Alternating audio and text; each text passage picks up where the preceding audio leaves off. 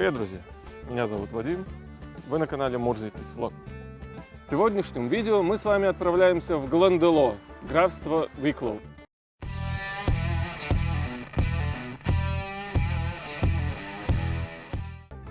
Дорога из моего поселка Эдендери до Глендало в среднем занимает около 1,5 часов.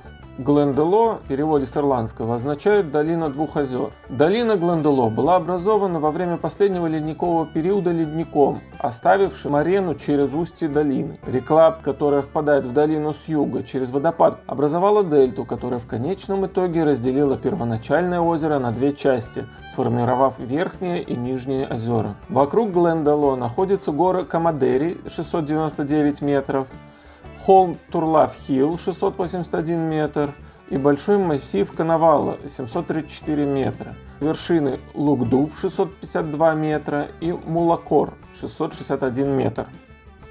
Ледниковая долина в графстве Виклоу также известная средневековым монастырским поселением, основанным в VI веке святым Кевином. С 1825 по 1957 год в верхней части долины Глендало находилась свинцовая шахта по добыче галенита. Ну а в наши дни Глендало является местом для отдыха, пикников, прогулок, а также для скалолазания. Долина двух озер находится в центре национального парка Виклоу и предлагает большое количество размеченных троп для пешеходов с любым уровнем подготовки.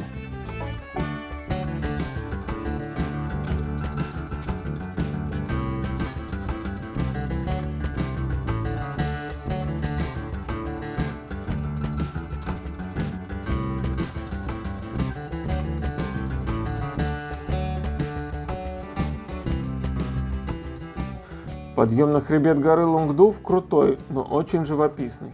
Мы начали восход в долине, вдоль горной речушки, и поднимались к мелкому водопаду, возле которого стоит задержаться и послушать шум воды. Мы продолжили наш подъем вдоль реки. Лес здесь очень красивый, особенно в солнечные дни. Мы не ищем легких путей, поэтому мы свернем с основной дороги в нашу маленькую Нарнию. И дальше все пошло не по плану. Наша Нарния изменилась. Дальше нас ждал еще больший шок. Вот так-то. А Нарнию-то разобрали. Ну что ж, я из лесу вышел и снова вошел, как говорится, да? Будем искать альтернативный путь. А вот, кстати, альтернативный путь.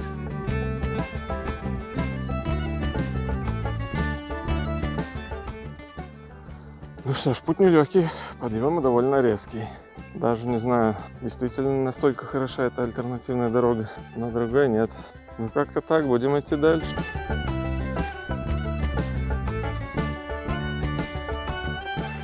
Ну вот, друзья, полпути пройдено. Вы посмотрите, какие пейзажи, какая красота!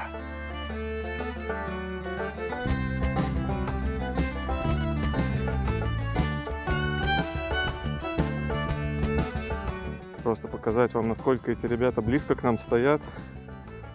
Солнце немножко засвечивает, попробую зум сделать. Вон он. Видите? Вот так близко они к вам могут быть. Извините за ветер. Вся гора сделана вот из такого камня. И в нем такие, как вкрапления руды. И ты по мере того, как идешь, они блестят, как будто они мокрые. Они нифига не мокрые.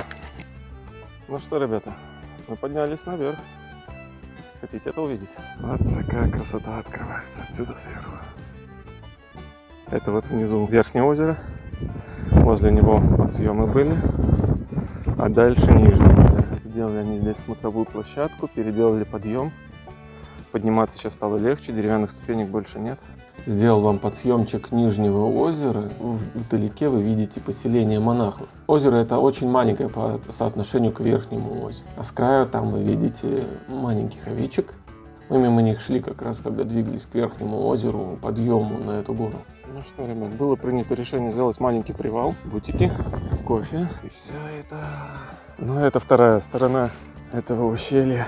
Озера вы видели. Второе озеро вот там внизу сейчас. Вдалеке деревня. Ну, развалины деревни шахтеров. И вот по той извилистой дорожечке мы будем идти туда. А сначала нам придется осилить вот эту извилистую дорожечку. Ну что, погнали.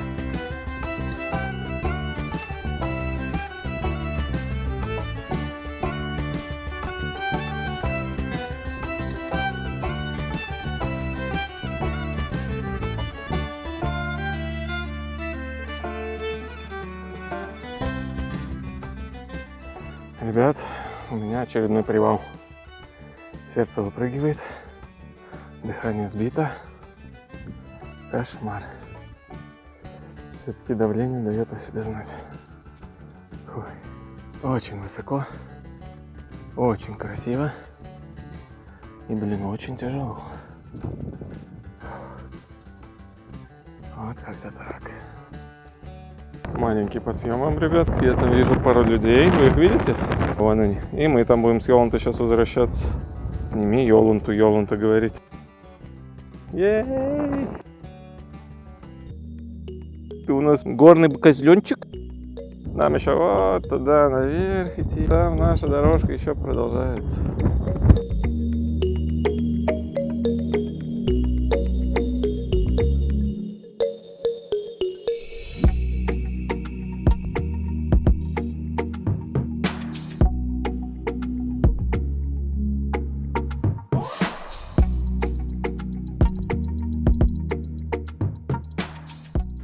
Ох, ребята, ну чё, я заманался, честно. Я вот сел аж присесть. Тут вокруг меня, посмотрите, целая куча черники. Ну, если не сезон и все, но когда-то мы тут ходили, и у нас не было с собой воды. Это был наш единственный способ раздобыть хоть как-то влаги, воды. Ой, тогда весело, мы с девчонками здесь гуляли. И не собирались сюда ехать. Как поднялись, а жаркий день был. Так пришлось всем раздеваться, в нижнем белье шли. Так знаете, какая смешная картина? Идут все местные ирландцы такие, знаете, в этой для прогулок по горам, такие в здоровых ботинках с палками, с рюкзаками, с гидропаками. И тут три дурачка в нижнем белье. Девчонки в лифчике и в трусах, и пацан в плавках. Туристы, блин. Вот видок был. Если найду фотки, вставочку сделаю или слайд-шоу поставлю. Поржете. Фух. Помните, ребята, я вам показывал тропинку, куда нам надо подняться? Ну, отгадайте. Мы поднялись. А об этом я вам говорил. Вот. Ой.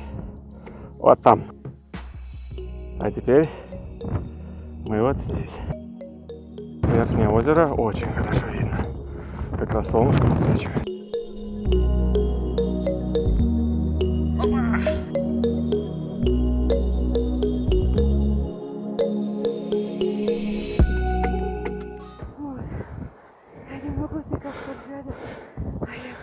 Ну что, ребят, это официально, мы на вершине мира. Дальше дорога пойдет только вниз. Оттуда мы пришли, замучились, устали. Сейчас нам еще пройти вперед немножко, и затем мы будем спускаться вниз. Мы будем делать подсъемы. В ту сторону мы особо много не снимаем, потому что будет сильный засвет от солнца. Солнце сейчас не... Поэтому в основном у нас этот ракурс съемки. Уж извините, как получается. В общем, оставайтесь с нами, мы продолжаем наше путешествие.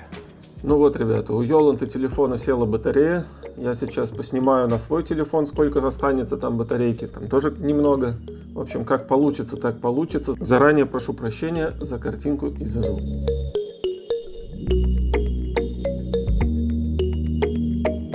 Срочное включение. У нас тут опять в мире животных.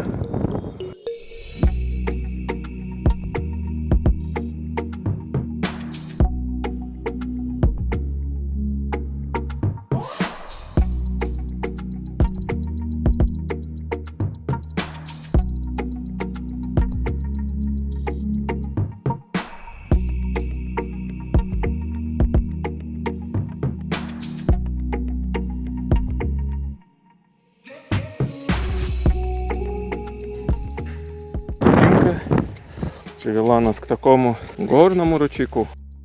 Дальше наша тропинка вот здесь заканчивается. И начинается чистая ирландская тема. Из вырезанных камушков дорожка. Вот бегают по горам овечки.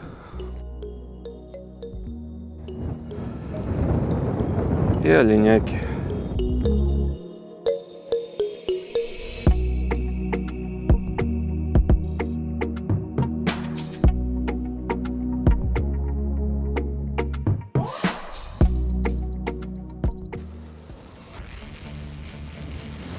Наши два друга. Вот наши два друга. А мы идем дальше. Вон наша тропинка идет дальше. Мостик видно, мостик уже не видно, потому что он очень близко. А нет, да вон же он, ёхай, да что я вам говорю. Вон наш мостик. Перейдя него, мы будем уже на той стороне речки. Пойдем. Ребята, исторический момент. Мы переходим эту реку. Мы достигли моста. Ну что, ребята, внезапно мы оказались после мостика в машине. Ха-ха, правильно вы догадались, сегодня второй день. Что произошло? А произошло то, что у нас сели все аккумуляторы на всех телефонах. В общем, было принято решение ехать сегодня доснимать материал. Ребят, дальнейшая хронология видео будет происходить от парковки к мосту. Так как съемка материала заняла практически весь день, то изменить хронологию в обратном порядке не получается. Там проблемы получаются с озвучкой и с прочим. Привет, ребят! Вот это и есть то самое место, которое называется Сент-Кевинс Бэд. Именно здесь, точнее не здесь, отсюда только его видно, ночевал этот отшельник Кевин, который в итоге был признан святым. И в его честь и с его помощью построен там монастырь. Здесь он прожил длительное время, питался подножным кормом, что поймал, то и съел. Из одежды у него были только шкуры животных. Размер этой пещеры довольно маленький, она где-то 1,5 метра в ширину, метр в высоту и около 3 метров в глубину. То есть как бы жильем эту пещеру не назовешь, потому, наверное, и назвали Кевинс Бэд, что там можно было только переночевать и не более.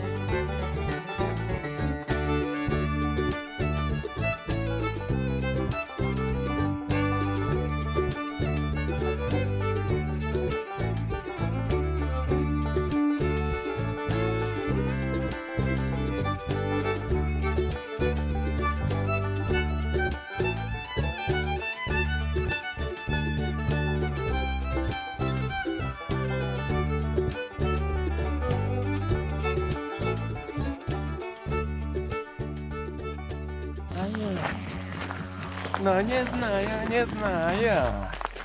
Морс. Канцап. Ножки болят. Да, на одном пальце мозоль вчера начал, да. Очень сильно болит. Не, терпимо, я зайду.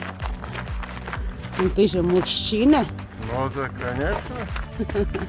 С большой буквы М. Мужчина. Что не сделаешь ради контента, а? Я говорю, что не сделаешь ради контента? В кроссовках по речке ходить. Ты в курсе, что мы ее не переходим, а мы идем вдоль нее? Нам вообще-то вот туда надо. И прыгать туда, на эту травку? Ну, что-то мне эта идея, ребят, не очень нравится. В кроссовках. Ну, блин. С вас лайк, подписка, комментарий. Давайте я пока запись не буду выключать, микрофон я не стал подключать. Кстати, могу и подключить. Что, как этот самый. Погодите, сейчас немножко камера потрясется. Так. Где у меня тут отверстие? О! Ну чё, ребятки, так лучше меня слышно. Как вы думаете, мне вот пройти вот там или вот там? А то я немножко профилонил то, как Йоланта шла. Да. Ой, будут у меня ноги мокрые, махалай. О, перепрокладивенец. Сам не знаю, что я сейчас сказал. Перепрокладивенец. А мне вот больше нравится вот здесь. Здесь, даже если я упаду в воду, то здесь хотя бы мелко. Понимаете? Здесь, блин, ни хрена не мелко. А вон там камушки побольше.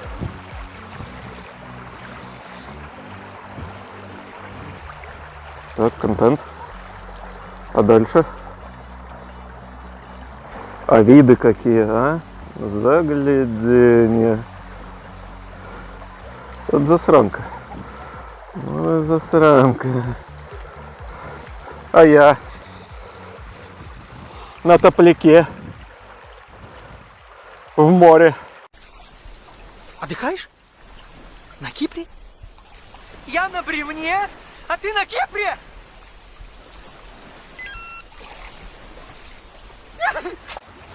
Вот я туда пытаюсь пройти. Блять. Дети, закройте уши. Когда у меня что-то не получается, у меня иногда вырывается ненормативная лексика. Тропинка. Ты в походных ботинках, я в кроссовках по камням, которые шевелятся. Вот я наступил в воду, блядь. Ай-яй-яй-яй. Так, но ноги не промокли. Попытка номер... А ты что, козлик, чтобы прыгать? Прыгай. Ребята, топовый контент. А у ёлки камеры нет, она меня снимать не может, как я в воду падаю. Ну, если я упаду в воду, я просто пойду тупо по воде, короче. Так. Так. А ведь я же не знаю, вот, смотрите, я сейчас туда буду наступать, а они, может, пошевелятся, а они, зараза, шевелятся. Ребята. Баланс. Ну, я-то типа перешел, хорошо. Но у меня для вас есть маленький секрет. Потом же надо будет идти обратно. Это все она. Это она меня подстрекает. Вот увидите зачем.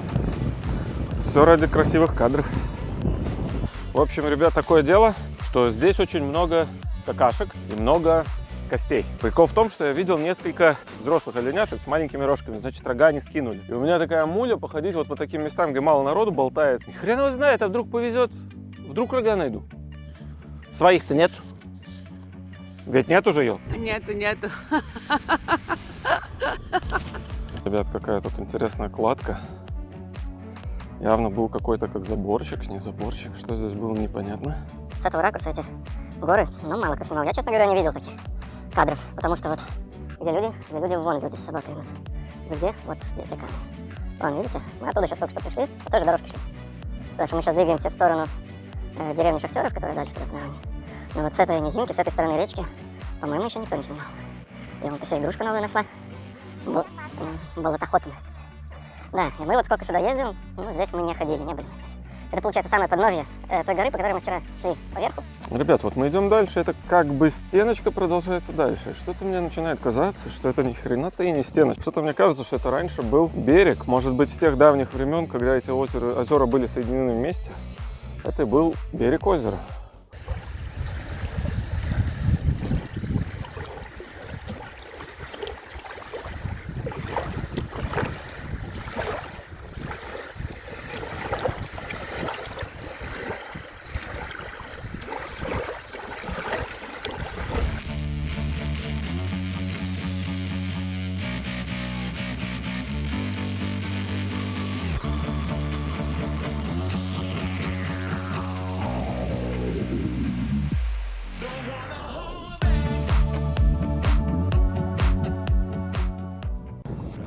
Ну вот, ребят, это максимально близко, как можно подобраться.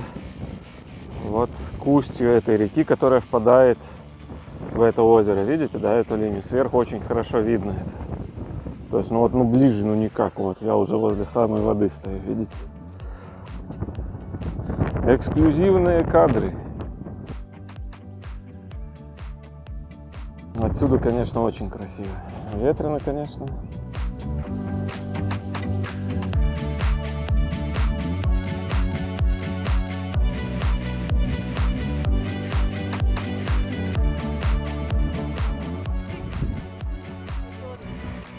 Давайте смотрим, как Йоланта мочит ноги.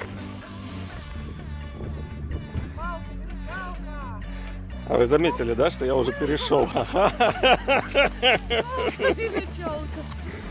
Ну вот, мы уже на той стороне. Вот там мы ходили, речку перешли. Ну и направляемся обратно в поселок Майнеров. Это уже 6 часов. И мы, походу, повторяем вчерашнюю ошибку. Ну вот, ребята, мы дошли. Это поселок майнеров, шахтеров. Точнее, то, что от него осталось. Сейчас подойдем поближе, посмотрим, что там и как. А вчера мы спустились вон оттуда. И вот где поблескивает на самом верху вода, вот там дальше наверху мостик был, который мы переходили. Может быть, даже поднимемся туда. Ну, не всю дорогу, а так. Ну вот, нашел здесь вот такую картинку. примерно, как этот вот поселок выглядел. Да, то есть вот сверху видно вот это место, там где-то выше, да, этот мостик наш. Да, вот этот поселок, где его развалины от нас справа сейчас будут. Получается, я так понимаю, еще одни развалины мы видим вот этого здания. Гора Камадери, которая выходит на озеро Гландоло, содержала минеральную жину луганур, которая являлась источником свинца в форме галенита, а также содержала следы серебра. В то время как основные рудники Камадери находились в соседней долине Глиндасан, вторая шахтерская деревня и перерабатывающие предприятия были построены в начале долины Гландоло. Шахта в Гландоло открылась в 1825 году. В 1859 году шахты Глендасан и Глендоло были соединены друг с другом серией туннелей через гору Камадери, которые в настоящее время в основном затоплены. Эти туннели помогли осушить минеральную жилу и упростили транспортировку руды в Глендоло, где ее можно было легко переработать. Даже после истощения жилы в Глендоло переработку породы производили именно тут, свозив породу с окружающих шахт. Ржавые остатки дробилок и руды все еще можно увидеть в шахтерской деревне. Однако трамвай и система наклонных рельсов были утилизированы. Рудники были повторно открыты на короткое время с 1948 по 1957 год, после чего добыча полностью прекратилась. Ну вот смотрите, настолько широкие у них были двери здесь. То есть, ну, эти майнеры довольно были скромчагами такими. Не то, что современные ирландцы.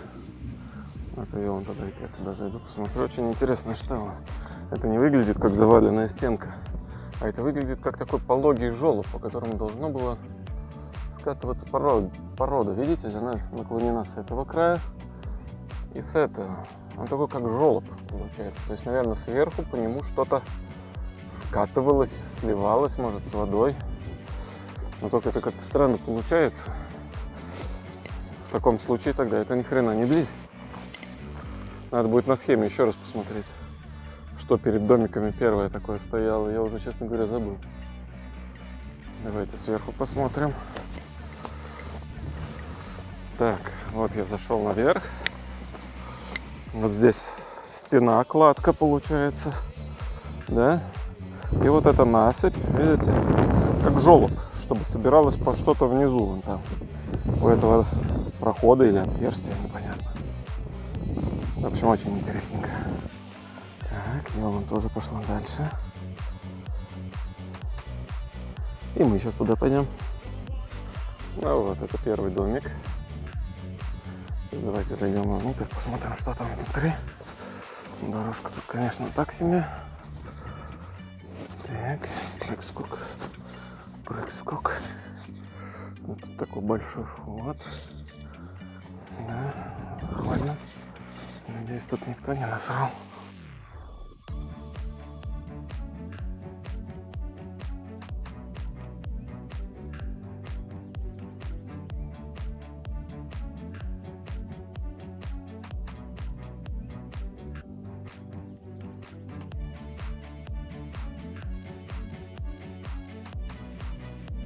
Дорожечка. Вон потом были. Здесь уже более такие развалины. Уже почти практически до грунта, да, то есть тут уже вообще ни хрена непонятно, что и как. Здесь явно какая-то порода с железной рудой из-за того, что ржавеет. Наверное, очень много вкраплений железных здесь.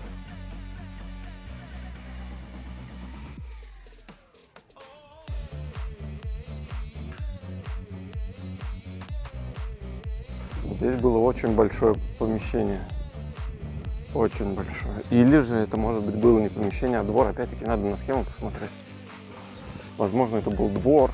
И вот в этом дворе вот здесь было помещение. И вот там, возможно, помещение. Давайте-ка подойдем. Опять Йоланта. Никуда нам от нее не убежать. Здесь как-то вот... Я думаю, наверное, этот камень сюда просто скатился с горы. Да, здесь как бы тоже, да, такое как помещение. Смотрите, даже... шпаклевка оконного проема осталась. Так. Тут, кажется, Йоланта падать пытается.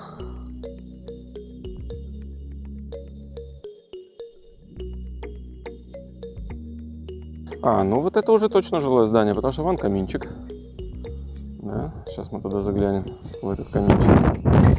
Да, это скорее жилой, судя по размеру, потому что такого размера домик легче затопить. Так, давайте-ка я камеру туда попробую засунуть. Есть там дымоход, нет там дымохода. Ой, не вижу нифига, ребята. Вы видите больше, чем я. Фу, при монтаже я посмотрю, есть там дымоход или нет. Попробую наверх забраться, сверху будет видно, не? Здесь тоже выглядит как помещение. Это может быть как один дом, просто там, допустим, спальня с камином, да, здесь как кухня, да, может, или там, может, хотя... Ну, и мне тоже так кажется, да, что это был один дом. Просто эти же майнеры здесь и жили. Так, ребятки, я лезу по этой стеночке наверх, чтобы убедиться в дымоходе.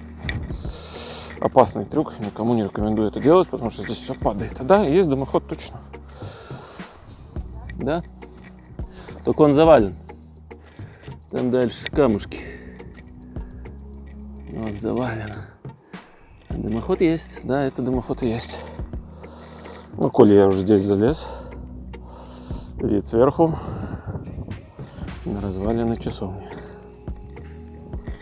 Вот, сейчас я полезу вот туда обратно. Только я камеру выключу, а то я упаду и телефон разобью. Елку за телефон меня убьет. А то эта фигня разваливается. Довольно высокая штука, кстати, издалека. Ну, здание, да, я же не знаю, что это раньше было. Так оно изнутри выглядит. Явно оно было многоэтажным, потому что, видите, вон там дырки такие большие. Там, скорее всего, шли балки здоровые, да, настил на них шел. Здесь много маленьких. Здесь уже шел мелкий настил, да, чтобы пол держался. Это окошко, для чего непонятно. Но это не дом, да, то есть это какое-то техническое сооружение.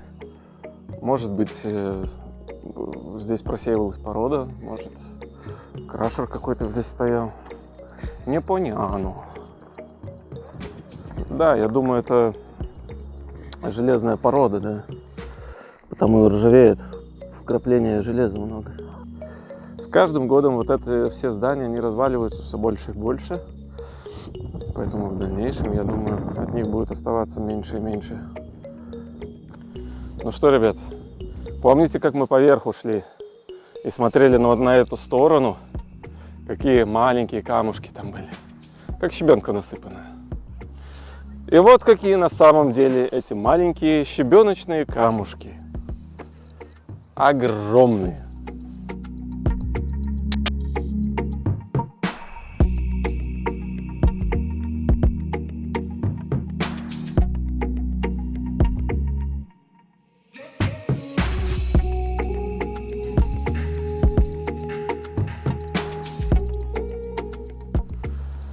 Ну вот по той горе мы шли, небольшой вам подсъем с этой стороны, когда мы уже мостик перешли. Вот там по всему верху, поэтому мы прошли. Вот оттуда начали, где озеро, да? Вот это противоположная сторона. Тут где-то елка шумит.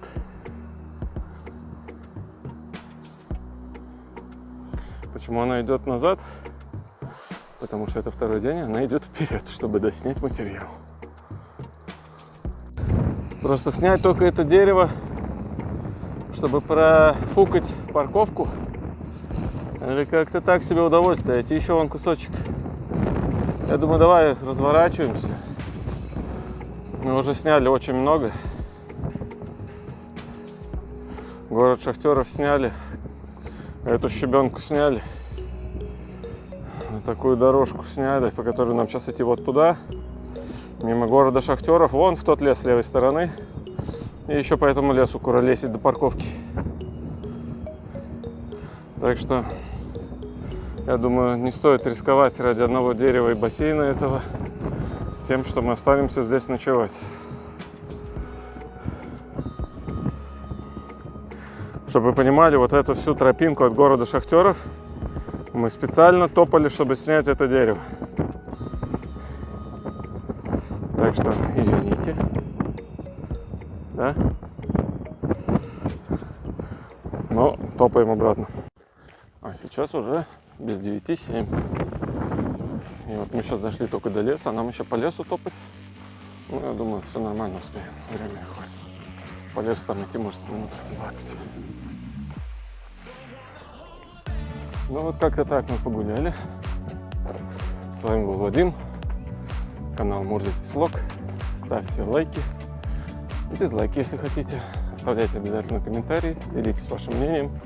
Делитесь этим видео, если хотите. И даже если не захотите. В общем, приятно было с вами провести время, ребята.